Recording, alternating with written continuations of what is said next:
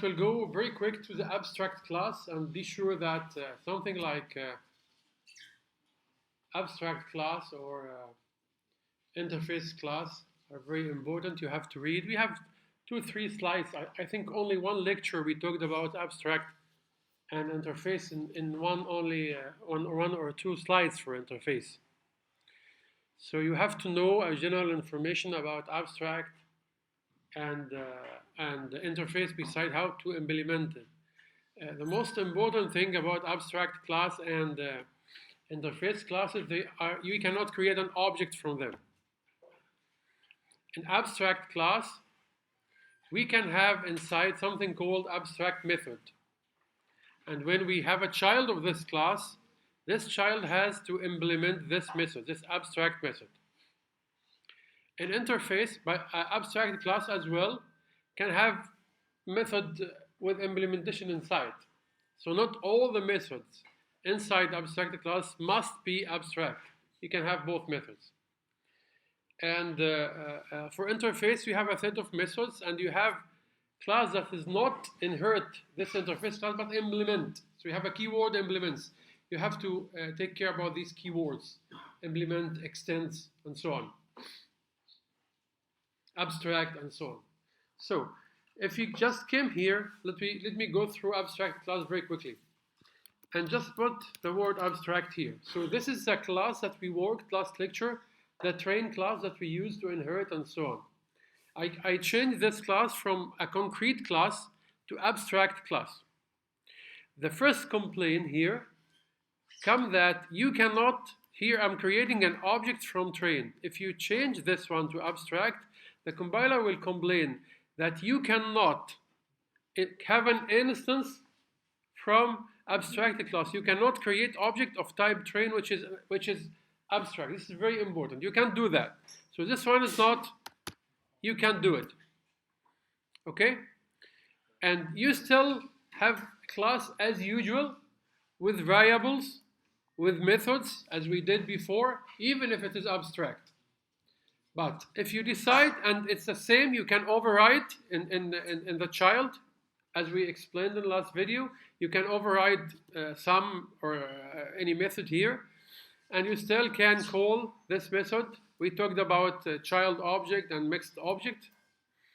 But here, the new thing that you can here have something called abstract, or like this, public integer abstract multiplication, for example. This is, sorry, and this is an abstract method that has no body, but has a semicolon here that you will not, I'm not sure abstract is here. Yeah, so public abstract integer multiplication. So I'm declaring a method. Listen to me now. I'm declaring a method which type is abstract. This is an abstract method. That means it has no body. This method sum has a body. Has a body, it's not abstract. And if you have an abstract method inside an abstract class, you must, and say again, you must implement this method, which is an abstract, in the child. So as you have a child here, extend the train, this is an abstract, and you have an abstract method here. The compiler cannot accept this child without including here the implementation of this abstract method. So he is complaining here. So in order to make it not complaining, you have here to come and say public integer multiplication, and you return, you do whatever you want here as a method. This, as we said here, dot f multiplied by this dot, let's say y. Again, no problem. So now I have like this. Okay. So now it's okay. I have a multiplication, which is the abstract methods here. So this is a very important thing I would like to say, guys. If you have an abstract method inside the abstract class, you must have its implementation down here in the child. As long as this is child, extend here. What's the problem here? Let's see. So I don't think this is a problem here. Capital where? Oh yeah, sorry. So here, MUL. Good job. So now, I don't have a problem, but I just like to stress again. If you have an abstract class and you found abstract method inside this abstract class, you must implement. The compiler won't work, the program won't work if you don't have explanation here. And you still can override. Again, you have a child, see, this is an object of child. An object of this one. If you called again the sum, you execute the sum of the child. If you have an object of next, you execute the subject of here. Anyway, you execute the subject of the child. So this is very important here. Okay, that's why I'm like, yes. We're not usually doing an override in abstract, but just for example here. Yeah, just for example. Okay, so that's what I would like to say about abstract. Let's switch to MATLAB now. And please listen to me now. So, in MATLAB, be careful about these commands like CLC, clear, and so on. In MATLAB, we are concerning a lot about arrays. So we have two types of arrays in MATLAB. This is a command window, as you know. I have something like this, and I'm not saying how to declare an array with these brackets. 1, let's get rid of 1. 11, 12, 13. This is called one-dimensional array. It's called row array. And you can create a column array if you have a semicolon between here. And this one is the same like you do this. 11, 12, 13. So it's the same to create one row by commas. If you would like to have it as a column, you should replace this one with semicolons. That's what creates you a column array. So that if you would like to create one-dimensional array. In one-dimensional array, we don't have a lot of problems. Indexing, or how to access one-dimensional array, is only by the name of the array and this phrase, and you put starting from 1. And you be sure that in MATLAB, we start indexing an array from 1. Unlike Java, we starting from 0. So x of 1 here is 11, is the first element. Whatever it's a row or a vector or a column, it doesn't matter. Sometimes we call it vector. So this is x of 1, x of 2 is the second element, and so on. And you can say x of end, which means the last element, and you can say, x of end minus 1, which means not the last one, previous to the last element, and so on. It's very important for indexing. You can still use slicing, like if you say 1 up to 3 or up to 2, that means I would like to retrieve the values at x of 1 up to x of 2. And we do this colon, which is called the slicing, if I'm worrying about sequences. Something come just below each other. But if you are looking for example, you have x like this, 11, 12, 13, and you would like to have something sequence, you use colon. If you would like just to retrieve the first one and the last element, which means separate, we can do it like this here, and we do a brackets here, 1 and 3. That means I'm looking for x of 1 and x of 3, which are separated from each other. So just give me 11 and 13, the first one and the last one. So that's for indexing. You have to be aware about slicing, about end keyword, about how to use it in a sequence, how to use it in a bracket separately. The most important thing as well is the operation with the arrays. So you can use x transpose to get in a column like this.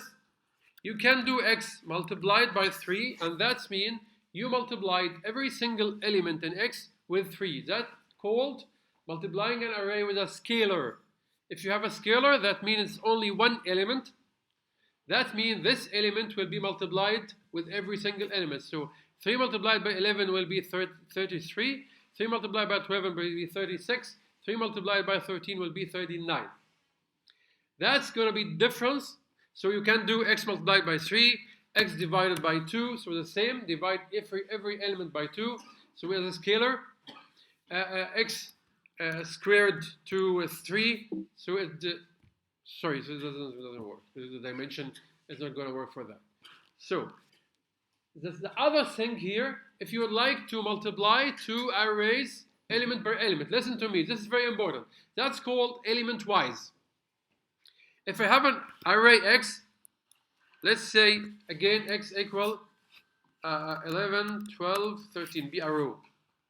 And I have an array y, which is 13, 14, 15. If I multiplied x by y, what will happen here? Let's see.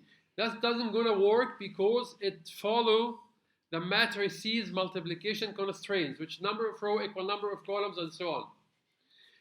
To multiply element by element, which means I multiply 11 by 13, 12 by 14, 13 by 15. So I will do x dot asterisk, very important. Why? That means I multiplied every element together, corresponding elements together. That's called element-wise. And that's not only for multiplication. You can do x dot divide. Why? That will divide every single element, corresponding element. And you can do x, for example, dot square. Why? That will raise every value in y to the power of, in x to the power of y. That means this value, the first value here, is x 11 squared by 13, up to 13. So every single element together, that's called element-wise. So you have to care about scalar product, scalar division, if you multiply, divide, plus, minus with a scalar. That's one-dimensional. And if you multiply, divide, do any operation element-wise. You have to dot asterisk, dot divide, dot power, and so on. Math operation for one-dimensional. No problems for math operation or one-dimensional. As I see mean, which is the average of x. That gives me one value because it's only one-dimensional. I can say sum of x that give me the summation of all elements in x. This is called math operation. Okay? If I upgraded somehow to let's do clear, and what's the meaning of clear here? Clear is clearing everything in here, in the workspace. So I don't have any variable like this anymore. Yes? What's the difference between clear and clear all? As I say. And here's CLC, which is different here. CLC would do clearing this one, but not clearing this one. So CLC, just clearing the command window, history. But if something variables here, doesn't clear that. If I go to X here, and I would like to create two-dimensional array. So I have two options, many options the same. I can say 11, 12, 13, semicolon, that means the next row. Semicolons, that means the next row. And I can do every single row in a brackets. Let's say 15, 16, 17. Any combination of those is accepted. With brackets is okay, without brackets is okay, with comma is okay, without comma is okay. Anything, no error for that. So if I do that, I have two-dimensional array. Now, the important thing, how can I index to that? How can I index to that? I have two options. This is very important. Again, this is very important. I have two options to index, to go through two-dimensional array. The first one, and the simple way, is using the row and columns. How many rows I have here? First row here, second row here, and 3 columns, 1, 2, 3. So if I would like to access 16, simply I say x of 16 falls in the second row and in the second column. So second row and second columns give me the 16. This is how to index using row and column. So I can reach any element in a two-dimensional, three-dimensional array using row and columns. But I'm still can use a single and a linear index. As we said before, this index is going like this. 11 is 1, 15 is 2, index 3, 4, 5, 6. So linear index is important and available in two-dimensional array. So x of 16 is what? 1, 2, 3, 4. So x of 4 would give me 16 as well. So in between x, and listen to me, in between x, if you have a comma separated two values, that means I'm indexing row and columns. If you have only a single value here, that means I'm linear, and you count like this: 1, 2, 3, 4, 5, 6. Okay, so that's called the indexing. And you still here, in two-dimensional array, can work in slicing the column. You can say x of first row and columns 2 up to 3. That gives you the first row here and the second and third column. That means it gives you 12 and 13 only. You have to be aware why 12 and 13. This is the match. This is the intersection.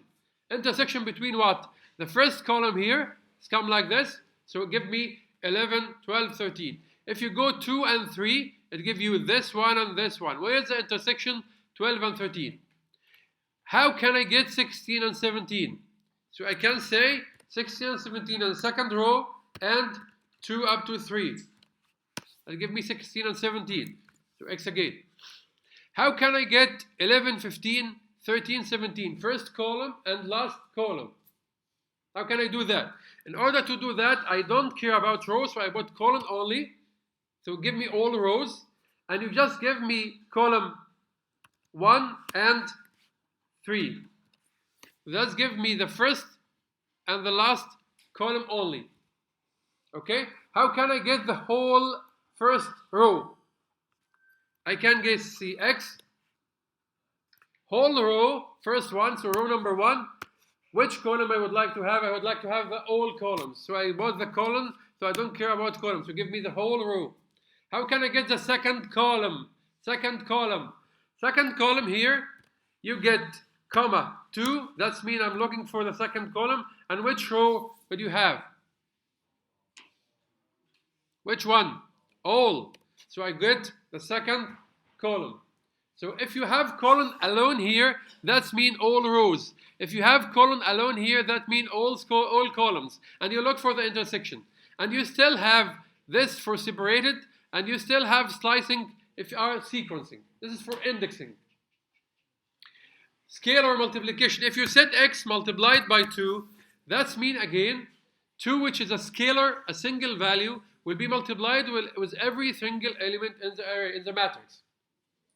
Okay? That is called scalar multiplication. If you are looking for element-wise multiplication, you should have at least one row. So you can say, for example, say y equal 1, 2, 3. And now you can say x dot multiply y. If you do that, you have a result. And that means 1 will multiply by 22, 2 multiplied by 24, 3 multiplied by 26, and again 1 multiplied by 30, 2 multiplied by 32, 3 multiplied by 34. And this is very important. You must have at least one row of the same size. If you have only one row, this row will multiply with each row. But if you have another matrix, let's call L. It has 1, 2, 3, semicolon 4, 5, and 6. And now I can say x asterisk y, L. Now I have x, so that's give me this. Let me show x. So this 11 mean 11 multiplied by 1. This 60 mean 15 multiplied by 4. So you have two options. If you have matrix the same size like you have, every element will be multiplied, divided, power together. If you have only one row, this row will repeat it, multiplied with everything. And you can do that, x not only for multiplication, again as we said in one-dimensional, we can do something like this, x dot slash L. That means every single element in L will be divided by every single corresponding element in L, the one at each other. If you come to the math operation, you still have mean of x. X is a two-dimensional. But listen to me now. Mean of x will give you 3 different values. These values are the mean for every single column. If you would like to have the mean for the whole matrix, you would do the column like this. So you have the mean for all matrix. This is again for sum as well. If you have sum of x, if you put the column here, you have for all. If you don't put the colon, that means it gives you a result for every column. Okay, a very important and last thing here in arrays. If you have a one-dimensional array like y, you can say length of y. And that it gives you only one value with how many elements inside y. If you came and say the length of x, which is a two-dimensional array, it gives you 3, which is the number of columns inside x. 1, 2, 3. How can you get how many columns on the row? You use another function, for example, I equal size of x. That gives you two values, number of rows and number of columns. So we give you x has 2 rows and 3 columns. And the most important thing here is this I is an array. So you can say I of 1. It gives you 2. You can say I of 2. It gives you 3, which is the number of columns. Okay? Okay. Last thing for here, we can have logical operation. Like we have this array y, 1, 2, 3. If we said y greater than 2, we get what? Y greater than 2.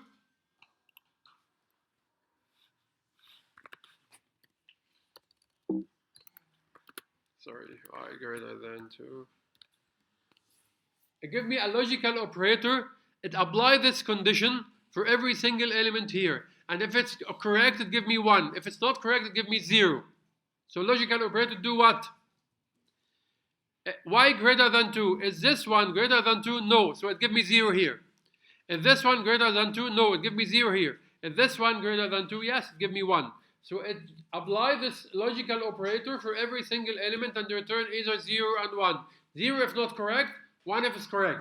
And this can be applied as well for x, which is a two-dimensional, and give you a logical matrix for every single element. So that means all the elements in x are greater than 2. Okay? So that's for array and index and everything I would like to say here. So if I clear on CLC that, I would like just to remind you how, if I would like to write a script, a full script. For example, I would like to accept an array from user. Okay? So how can I do that? I don't have to declare. I would like only to ask user how many elements of this array. As for example, we did the average, the mean. So n equal input. If you remember, we have a built-in function called input, and we just ask the user how many elements, semicolon. And I don't want to remind you that semicolon means it doesn't appear here, and no semicolon means it will appear here. Semicolon in MATLAB is only used for preventing results from appearing in a command window or not. This is very important. So now I can do a for loop, and for loop in MATLAB is done like this for I equal 1 up to n. I would say x of I equal input, you didn't enter element, and end. So now I should accept everything. If I did x here, for example, now I should accept every element from here and put an x, which is an array. If I run that, it would ask me how many elements. For example, 3. Enter element 1, 2, and 3. And I have x equal 1, 2, 3. I just appeared here. This is how to accept an element from simply, if I would like to do the mean, I can do mean of x like this. Here. And in MATLAB, you can use built-in functions. Use MATLAB skills, guys, in exam. You don't have to do element by element. Use MATLAB skills, slicing, mean, sum, use skills. So how many elements? 4. 1, 2, 3, and 4. And the mean would be 2.5.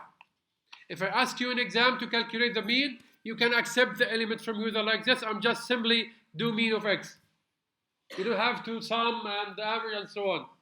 If, for example, I would like to multiply this x with something, you can do x multiplied with 3, with 4, with another array, whatever. If you would like to use to just output the array results, you can use another for loop here, and you can use, if you remember, the built-in function disp. And using disp is a little bit different than you do that. You can include a semicolon. You can run how many elements? 3, 1, and 2, and 3, and disp will just display it 1, 2, 3. And in disp you can format as well. You can say this element is, and you have plus like this. So you can 4, 1, 2, 3, and 4, and you can just format this element is, and so on. This is a disp array. And just to remind you, we took maybe have a lecture to talk about switch in MATLAB. Switch in MATLAB is very important and very different. Switch in MATLAB is very different than what is in Java. You can have switch mean x, right? So switch will be, this one will be calculated, and then you have case, for example, sum x. So you don't have to have a scalar. This one will be calculated, this one will be calculated and compared. And switch, you don't have a colon, you don't have a break. And you just end by end. And you have something called otherwise. You have to review that. This is very important. Okay? So I will come to you. Just I'm stopping here.